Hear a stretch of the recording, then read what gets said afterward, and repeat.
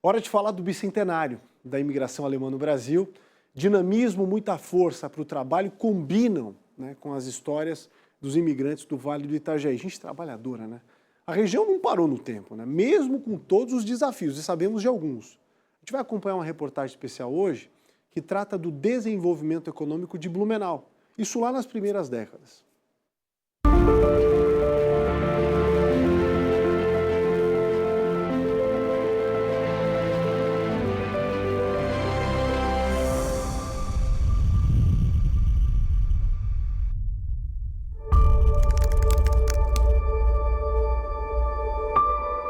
Foi pelo rio Itajaiaçu que Blumenau cresceu. As mesmas águas provocaram enchentes e destruíram, mas também mostraram o quanto esse povo pode ser resiliente e, desde sempre, inovador. Blumenau chegou a ter 2 portos públicos. O primeiro navio movido a vapor, adquirido da Alemanha por comerciantes locais, agilizou o transporte até o porto de Itajaí. Recebeu o nome de Progresso. Com o tempo, essas embarcações garantiram que equipamentos inovadores chegassem à colônia, como as máquinas para a tecelagem fundada pelos irmãos Hermann e Bruno Hering.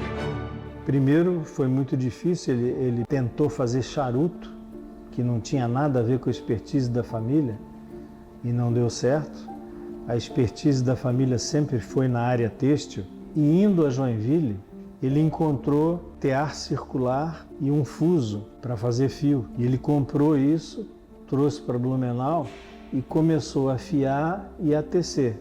Depois disso, ele então chamou a esposa, o irmão, a família, enfim, e a esposa não quis vir. No primeiro momento, ela disse que não, que pelas cartas que ele tinha escrito para ela lá, era muito decepcionante e tal.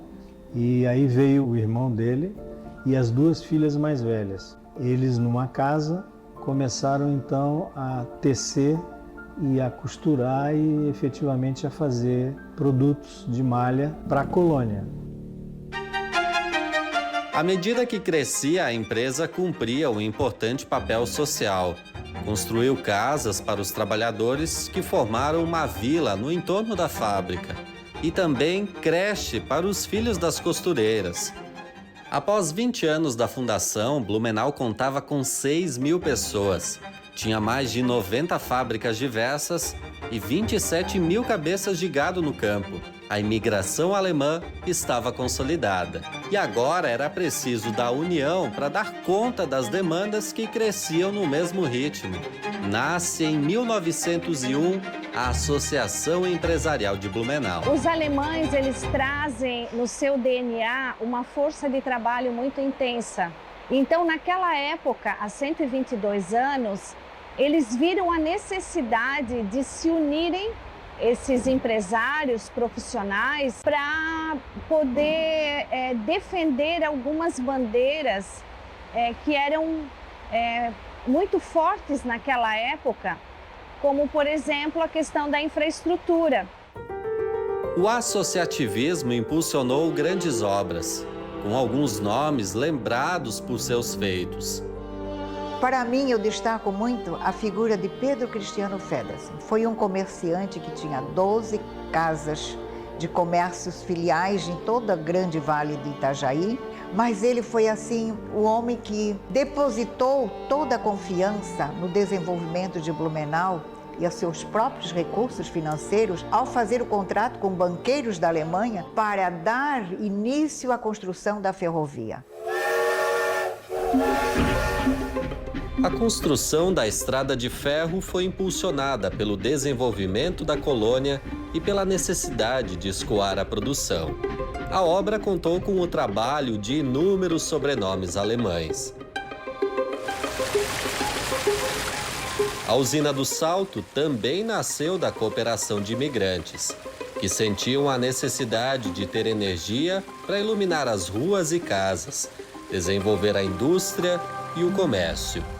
Desde o fim da Primeira Guerra Mundial, novas levas de imigrantes alemães chegaram à região. Muitos eram profissionais da indústria têxtil e logo transformaram este num importante polo do setor. Impedidos pelo governo de importarem equipamentos, muitos passaram a desenvolver seus próprios teares. Vários colonizadores tinham passado por indústrias na Alemanha. E essas indústrias, muitos deles tinham trabalhado como tecelões e conheciam a expertise da indústria têxtil alemã. Porque a indústria, na verdade, nasceu por uma necessidade do comércio da região. Por que tantas empresas deram certo nesse setor? Eu acho que a disciplina e o conhecimento. E veio aqui a participação também muito das mulheres, né? A indústria têxtil emprega em torno de mais de 50% mulheres. Isso não é diferente naquela época. Um desses nomes é Johanna Altenburg. A Johanna Altenburg, ela iniciou a produção artesanal de acolchoados e travesseiros no ano de 1922. E ela iniciou de uma forma não planejada. Ela ficou viúva, tinha 2 filhos pequenos, que tinham apenas 4 e 2 anos de idade.